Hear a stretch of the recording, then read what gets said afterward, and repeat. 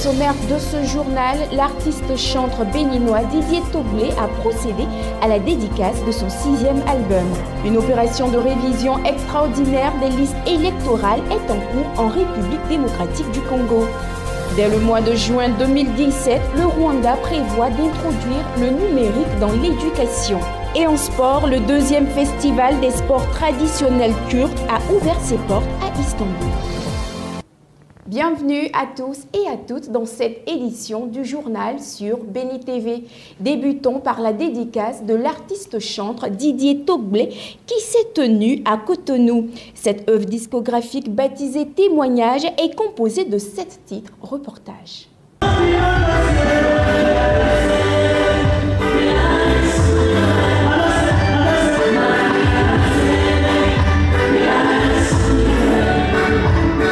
Ce 6e album de l'artiste Didier Toglé a battu le record en termes d'innovation et de rythme. Dans cette salle climatisée du FITEB, parents, amis, invités de marque et sympathisants n'ont pas voulu se faire compter l'événement. L'album intitulé Témoignage est un mélange de 5 rythmes et comporte un message envoyé au peuple de Dieu. À travers cet album, je veux leur faire comprendre que dans la vie, il faut faire confiance en son Créateur. Il faut lui être fidèle. Et c'est en cela qu'on peut recevoir sa visite, sa touche personnelle, ce qui va changer ton histoire à jamais. Et c'est ainsi que tu pourras parler de mon témoignage comme moi je suis en train de le faire aujourd'hui. Au cours de sa prestation, le chanteur de l'Éternel a réussi à changer l'atmosphère de la salle. Sa venue sur scène a été précédée par différentes prestations d'artistes invités. Composé de 7 titres, l'album Témoignage a eu le soutien de certains invités de marque. Je suis venu naturellement le soutenir afin que les œuvres qu'il produit puissent impacter le peuple de Dieu. Parce qu'à travers la chanson aussi, on évangélise. Mais en participant à ceci, c'est que je participe à propager la parole de Dieu partout dans le monde. Les 2 chansons qu'il a chantées aujourd'hui, vraiment mon cœur dans la joie. Et je suis encore toujours dans la joie. Et je peux lui dire de bien vouloir à continuer comme ça. Dieu va l'aider, il va aller encore de l'avant.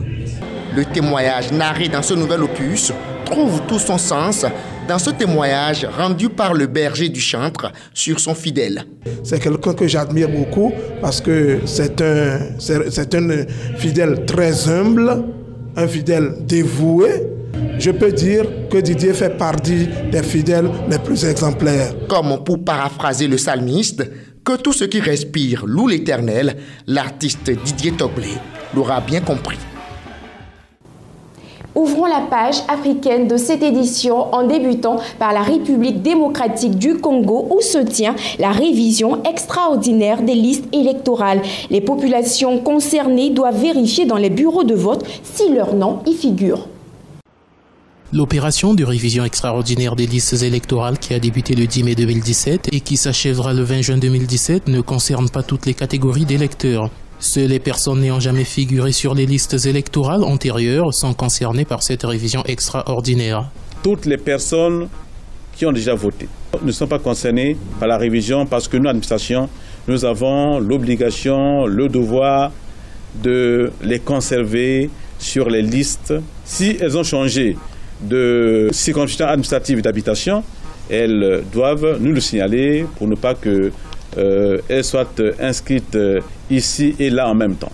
Notons que les élections législatives et locales dont le premier tour est prévu le 16 juillet 2017 donneront la possibilité aux jeunes qui auront l'âge de 18 ans le 15 juillet 2017, soit 24 heures avant le scrutin, de s'exprimer. Ainsi, toutes les personnes concernées par cette opération devront se rendre dans les sièges des mairies d'arrondissement et des sous-préfectures afin de se faire enrôler. Une politique mal vue par certains observateurs. Ce n'est peut-être pas la première fois, il y a eu une expérience comme ça, mais cette expérience a démontré que cette manière de faire n'était pas la bonne. Le Congolais, de manière générale, a une certaine frilosité pour se rendre justement dans ces lieux d'enrôlement. L'idéal serait de décentraliser cela, de l'envoyer ça même dans les quartiers comme on faisait avant. Et je crains qu'il n'y ait pas une certaine mobilisation de la population congolaise pour aller dans ces lieux d'enrôlement. Cette particularité est liée aux contraintes financières selon certaines sources. Durant cette période de révision extraordinaire des listes électorales, aucune autre opération de collecte de données n'est autorisée. Toutes les personnes qui désirent s'inscrire doivent le faire jusqu'au 23 mai, date d'échéance. La crise politique au Soudan du Sud touche des couches vulnérables de la société.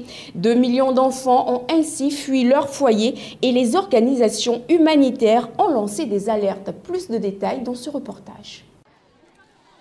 Depuis 2013, au Soudan du Sud, plus de 2 millions d'enfants ont été forcés de quitter leur foyer à la recherche de sécurité.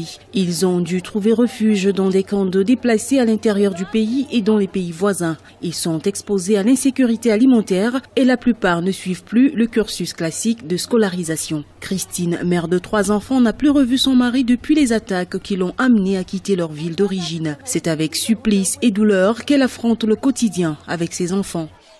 At the time this thing happened, I began to run with my daughter. This one in my back. If he's there or not, I don't know. Maybe they kill him because those people, they gun many people there. Enceinte et déjà mère de 2 enfants, Christine Achan a quitté son foyer pour trouver refuge en Ouganda après une attaque sur la ville de Pajok. Elle a marché pendant 2 jours dans la brousse. En chemin, elle a donné naissance à son bébé à Gwesh Varsity, à la frontière de Ngomoromo. Aujourd'hui, c'est une mère brisée, fragile, qui rêve d'un avenir meilleur pour ses enfants. God even help me.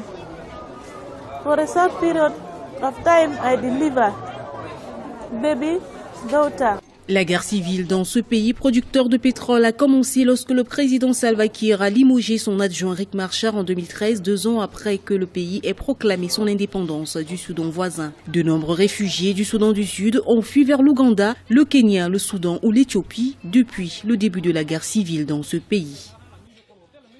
Le président burundais Pierre Nkurunziza a mis en place une commission chargée de proposer une révision de la Constitution dans un délai de 6 mois. Le président burundais Pierre Nkurunziza a mis en place vendredi une commission chargée de proposer dans un délai de 6 mois une révision de la Constitution qui pourrait notamment inclure la fin de la limitation des mandats présidentiels. Le président Nkurunziza a nommé cette commission quelques heures après avoir reçu un rapport sur des consultations menées depuis plus d'1 an auprès de 26 000 Burundais qui affirment notamment que la majorité des personnes consultées ont en commun la volonté de supprimer la limite des mandats. Le président Nkurunziza, dont la réélection en 2015 à un 3e mandat controversé, a déclenché une grave crise politique au Burundi qui n'est toujours pas réglée, avait laissé entendre en décembre 2016 qu'il pourrait se représenter en 2020 si le peuple le demande. La Sénarède, plateforme regroupant la quasi-totalité de l'opposition burundaise intérieure et en exil, a dénoncé cette velléité de la révision de la Constitution. Le Rwanda prévoit d'introduire le numérique dans l'éducation dès le mois de juin 2017. Cette réforme du gouvernement a pour but d'uniformiser la qualité de l'éducation dans tout le pays.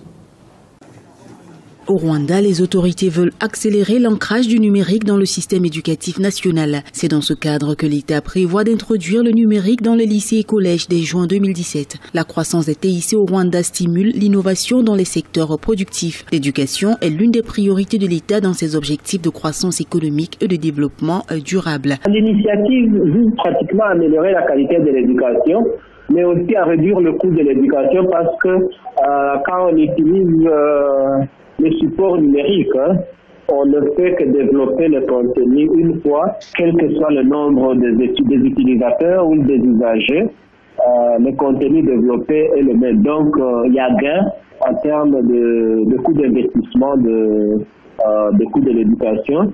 En partenariat avec Microsoft Corporation, un géant mondial de l'informatique et de la micro-informatique, le pays va lancer dans les lycées et les universités des classes intelligentes. Ces dernières seront équipées en outils informatiques et Internet haut débit pour un système éducatif plus performant et intelligent. Si on a par exemple des enseignants spécialisés dans les domaines quelconques, vu qu'il y a accès à cette éducation à distance ou à cette facilité, un enseignant qui est placé dans une école quelconque peut être aussi utile là où il est, mais aussi à des écoles très éloignées. Cette nouvelle réforme de l'État sur la numérisation du système éducatif concerne le secondaire et les universités. Elle s'inscrit dans la continuité de la réforme du primaire en 2015, matérialisée par la mise en œuvre du projet One Laptop per Child ou un enfant, un ordinateur. À l'occasion de la Journée mondiale de lutte contre le paludisme, l'Organisation mondiale de la santé considère qu'il est urgent d'investir dans les mesures de prévention de cette maladie. Un vaccin anti-paludique sera testé à grande échelle pour la première fois en Afrique. L'annonce a été faite par l'Organisation mondiale de la santé ce lundi 24 avril, à la veille de la célébration de la Journée mondiale du paludisme ce mardi 25 avril. Le Kenya, le Ghana et le Malawi ont été désignés comme premiers récipients du Mosquirix, le vaccin antipaludique le plus avancé à efficacité limitée. En effet, il permet surtout de réduire de 40%, et ce pendant une période d'au moins 4 ans et demi, le nombre d'épisodes paludiques. L'OMS ambitionne de vacciner au moins 360 000 enfants au total entre 2018 et 2020. Nous sommes très heureux d'avoir atteint ce stade où nous possédons maintenant un vaccin qui empêche 4 épisodes de malaria sur 10 chez les enfants de moins de 2 ans. Nous sommes prêts à l'essayer sur le terrain afin de voir comment il peut être intégré dans les cycles de vaccination dans les pays du continent. Je pense que c'est un grand moment pour l'Afrique. Le paludisme reste l'une des maladies à plus fort taux de mortalité en Afrique. En 2015, sur 429 000 personnes décédées des suites de la maladie, 92% résidant en Afrique. Les enfants de moins de 5 ans représentaient plus des 2/3 de ces décès. Les gouvernements africains sont impatients de pouvoir utiliser cet outil supplémentaire. Les 3 pays qui ont été choisis pour ce programme pilote étaient très intéressés par l'essai de cet outil. Si vous avez la possibilité de prévenir la malaria, c'est énorme en termes de contribution à la panoplie d'outils que nous avons déjà pour lutter contre la malaria en général. Donc les pays sont vraiment impatients. Ce projet pilote a notamment pour objectif d'évaluer l'efficacité du vaccin dans le contexte d'un usage routinier. Il permettra également de mettre en exergue les éventuels obstacles logistiques comme la sensibilisation des parents à un nouveau cycle de vaccination qui ne correspond pas au cycle traditionnel de vaccination des enfants. À l'international, le tout nouveau président français a été officiellement investi. La cérémonie qui marque la prise de fonction d'Emmanuel Macron a été très solennelle et protocolaire à l'Élysée. C'est au cours d'une cérémonie très solennelle et protocolaire à l'Élysée que le nouveau président Emmanuel Macron a pris ses fonctions officielles. Le jeune centriste pro-européen a promis de refonder l'Europe et rendre confiance aux Français dimanche dans son vibrant discours d'investiture. Les Français ont choisi, vous l'avez rappelé le 7 mai dernier, l'espoir et l'esprit de conquête. Le monde entier a regardé notre élection présidentielle.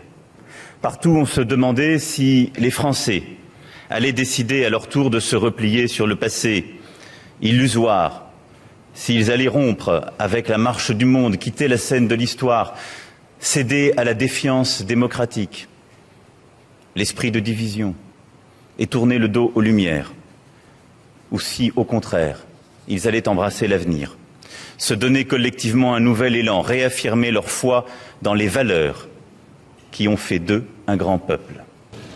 Le plus jeune président de la France doit encore désigner son premier ministre, sans doute lundi, selon le calendrier évoqué par son entourage, avant de former son gouvernement, premier test de sa capacité à rassembler. Aussitôt investi, le président français Emmanuel Macron a procédé à la nomination de son premier ministre. Il s'agit d'Édouard Philippe, le député maire du Havre, qui a été dérobé à la droite. Octobre 2010, Antoine Ruffnac démissionne et confie les clés de la mairie à son jeune adjoint. Édouard Philippe a alors 40 ans et les Havrais découvrent le visage de leur nouveau maire. C'est un vrai plaisir de rencontrer tout le monde, d'abord pour me présenter, parce qu'il y en a évidemment beaucoup qui ne me connaissent pas, et puis aussi pour dire que j'apprécie ce qu'ils font et pour donner un petit peu quelques directions sur ce qu'on va faire à l'avenir. Un homme au parcours scolaire exemplaire Sciences Po, puis l'ENA en 95 où il montre déjà les signes d'une conscience politique. Quand les élites renonçaient à leurs responsabilités, quand elles démissionnaient, un grand pays comme la France pouvait s'écraser, pouvait s'effondrer.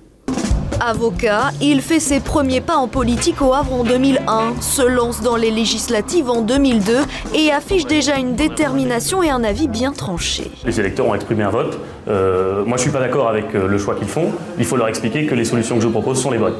Un caractère qui va taper dans l'œil d'Alain Juppé. Il l'engage comme secrétaire général de l'UMP. Il y apprendra les rouages de l'appareil politique, une expérience qu'il met à profit au Havre dans sa mairie où il impose son style décontracté.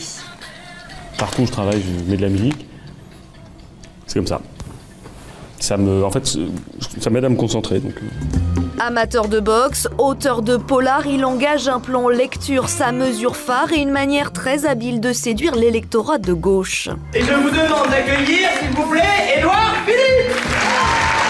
En 2014, il mène la campagne des municipales tambour battant, très bon orateur. Il se révèle aussi fin stratège. Engager un plan lecture qui a été reconnu, d'abord par les Havrais, ensuite au niveau national, et qui a valu des distinctions au Havre. Merci à vous! Une politique de centre-droit qui séduit les électeurs puisqu'il est réélu dès le premier tour. Homme de réseau et juppéiste de la première heure, il est le porte-parole du candidat aux primaires de la droite. Après la défaite de son mentor, il confiait vouloir se consacrer entièrement à sa ville. Le président Macron en a décidé autrement. L'Autriche connaîtra des élections anticipées à l'automne. C'est la volonté du tout jeune nouveau chef du parti conservateur qui souhaite mettre fin à la coalition avec les sociaux-démocrates. Reportage. Il y aura des élections anticipées en Autriche, sans doute à l'automne. C'est cet homme, le jeune ministre des Affaires étrangères, qui précipite les choses. Sebastian Kurz n'est pas seulement la star de la politique nationale à tout juste 30 ans, il est devenu aussi hier le nouveau chef du parti conservateur.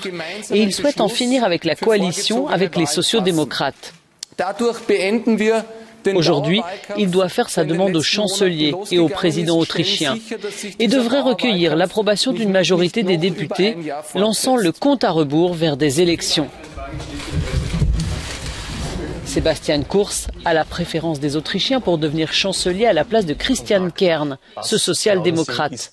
Mais Kurz ou Kern, si l'un des deux hommes l'emporte, il lui faudra s'allier sans doute avec l'extrême droite. Elle est créditée d'environ 30% des intentions de vote.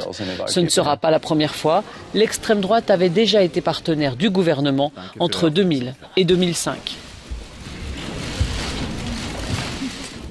Une attaque informatique a touché une centaine de pays. Un logiciel malveillant a été introduit dans les systèmes et les experts sont à l'œuvre pour circonscrire la menace. Les suites de la cyberattaque qui a touché une centaine de pays. Le logiciel malveillant va-t-il continuer à se propager ou est-il en train d'être circonscrit? Les experts se veulent prudents. En tout cas, il a réussi à infecter de nombreuses entreprises et organisations à travers le monde. Le service public de santé britannique a ainsi été touché. Le Centre national de cybersécurité travaille actuellement avec toutes les organisations qui ont été affectées ici au Royaume-Uni. Et à l'avenir, nous allons veiller à ce que ce centre de cybersécurité puisse continuer à conseiller et à soutenir ceux qui en ont besoin, comme c'est le cas pour cette attaque particulière.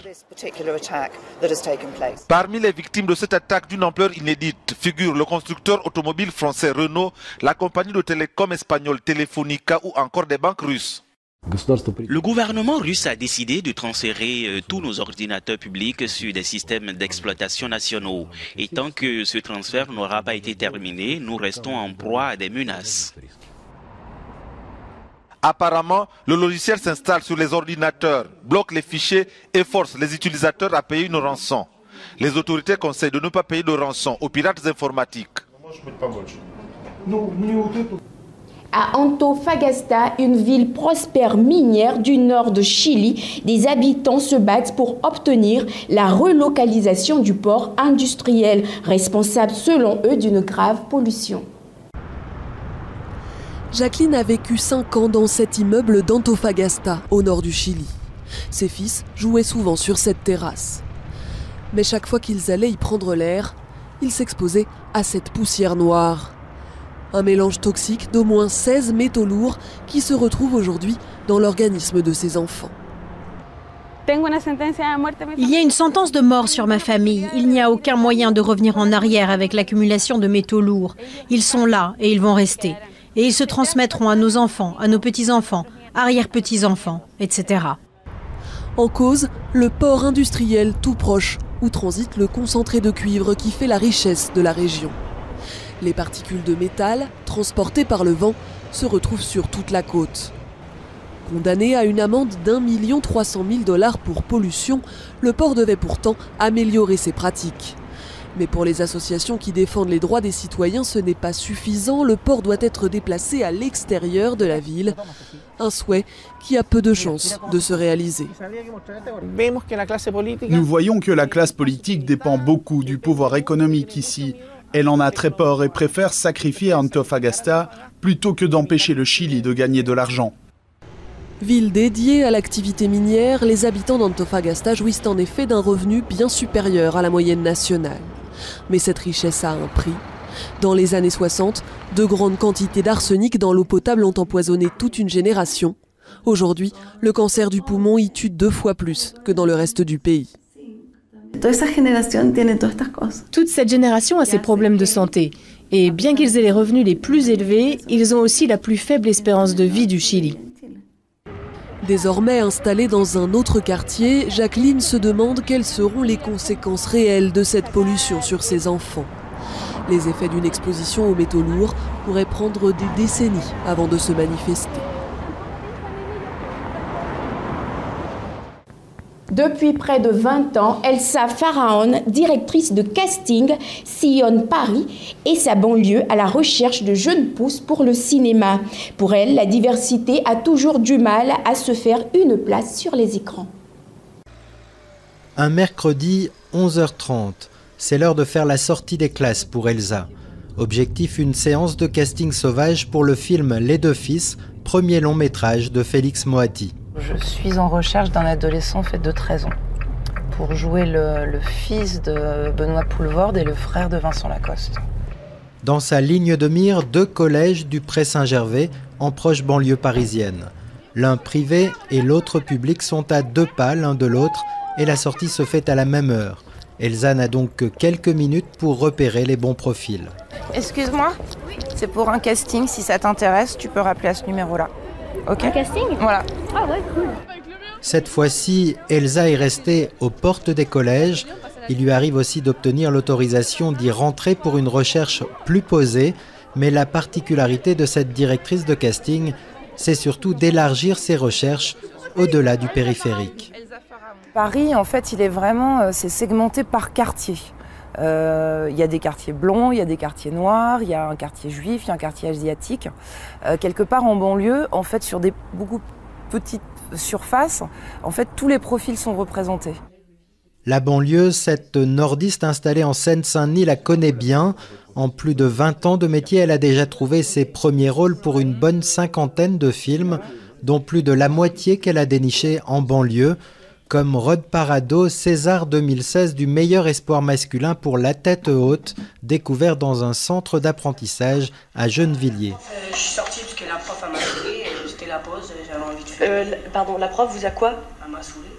Ça a été très très succinct, ça a duré 3 secondes, il est passé devant moi, il allait dans la cour de récréation, mais quelque chose dans son attitude, dans son énergie, m'a fait penser au personnage. Après, c'est une intuition. On ne peut pas se dire qu'à partir de là, c'est bon, c'est fait, vu que ça a duré 6 mois jusqu'à ce qu'enfin ils soient embauchés sur le film. Directrice de casting atypique, Elsa aimerait pousser le cinéma français à davantage sortir de sa bulle parisienne, quitter ce milieu favorisé et ethnocentré, comme elle aime à le répéter, car pour elle, le clivage le plus important n'est pas géographique, mais racial. J'ai reçu un message il y a peu de temps via mon Gmail qui m'a vraiment touchée. C'est une adolescente qui proposait sa candidature, mais qui disait j'aimerais postuler, mais par contre je suis noire. Après avoir repris tardivement des études, Elsa vient de présenter à Sciences Po un projet d'application de casting pour téléphone mobile, une façon plus moderne de tenter de casser cet entre-soi. Ouvrir la voie aux nouvelles routes de la soie, c'est l'ambition de la Chine avec le sommet qui s'est achevé ce lundi. 29 dirigeants y ont assisté, tels que le russe Vladimir Poutine. Ouvrir la voie aux nouvelles routes de la soie, c'est l'ambition de la Chine avec le sommet qui s'achève ce lundi. 29 dirigeants y ont assisté, comme le russe Vladimir Poutine ou le turc Recep Tayyip Erdogan, mais peu de représentants occidentaux. Au total, 65 pays sont impliqués. À travers des projets ferroviaires, portuaires ou énergétiques, la Chine entend consolider ses relations commerciales en Asie, en Europe et en Afrique. À une époque où les pays sont interdépendants et où des menaces mondiales surgissent constamment, aucun pays n'a la capacité de se protéger seul ou de résoudre seul les problèmes auxquels doit faire face le monde. Venu à Pékin sans toutefois participer au sommet, le vice-président de la Commission européenne Jyrki Katainen relativise l'ouverture chinoise, libre à elle d'étendre son influence, mais encore faut-il qu'elle laisse les entreprises étrangères accéder pleinement à ces marchés. Pour concrétiser ce que le président Xi Jinping a annoncé, il faut accélérer les négociations sur les investissements et aboutir dès que possible. La Chine a prévu de débloquer à elle seule plus de 800 milliards d'euros pour investir dans 900 projets. Une façon pour le géant asiatique de sécuriser son approvisionnement en matières premières et l'acheminement de ses produits vers ses principaux marchés. Et du sport, pour terminer cette édition, nous parlons du deuxième festival des sports traditionnels turcs qui a ouvert ses portes à Istanbul, visant à célébrer le passé ottoman de la Turquie. Reportage. Des chevaux lancés au triple galop pour ramasser une carcasse de mouton et la jeter dans le camp adverse, ou encore des joutes équestres où l'ennemi est visé par un javelot. Des sports brutaux venus du fin fond de l'Anatolie et de l'Asie centrale, terres ancestrales des Turcs. Aujourd'hui, lors de ce festival des sports turciques à Istanbul, ils sont mis à l'honneur avec un objectif politique, enflammer le patriotisme turc. À dire vrai, le cheval fait partie du turc. Il faut l'expliquer aux gens. Nos ancêtres disent « un clou sauve un sabot sauve un cheval sauve un héros, et un héros sauve une patrie ». Bien plus qu'un festival folklorique, cette gigantesque manifestation s'inscrit dans un effort global piloté par le président Erdogan. L'idée, célébrer le passé ottoman de la Turquie et rompre avec des décennies d'occidentalisation. Le patriotisme aujourd'hui, en Turquie, ne regarde décidément pas vers l'Europe. Nous, le peuple d'Anatolie, nous avons une histoire culturelle très riche. Des Balkans à l'Asie centrale en passant par l'Afrique du Nord, nous avons des origines communes. Nous avons des frères avec qui nous partageons une géographie culturelle. 600 athlètes sont réunis pendant 4 jours et 1 million de visiteurs turcs sont attendus. À l'honneur, les sports guerriers qui étaient pratiqués sous l'Empire ottoman, comme le tir à l'arc traditionnel. Depuis quelques années, les clubs font le plein de jeunes volontaires nourris aux séries télévisées à la gloire de l'armée ottomane. Même constat pour les lutteurs traditionnels qui voient avec fierté les aides publiques augmenter depuis quelques années, avec un effet certain. Au dernier championnat d'Europe, nous avons signé un record historique en remportant 5 médailles d'or. La puissance passée des Turcs est en train de ressurgir partout. Une puissance passée pendant laquelle l'Empire ottoman a régné en maître des Balkans au pays du Golfe. Un retour en force comme un pied de nez à l'Europe, à laquelle l'adhésion n'a jamais semblé plus éloignée pour les Turcs. Toute chose concourt au bien de ceux qui aiment Dieu. C'est ici que s'achève cette édition. Restez bénis.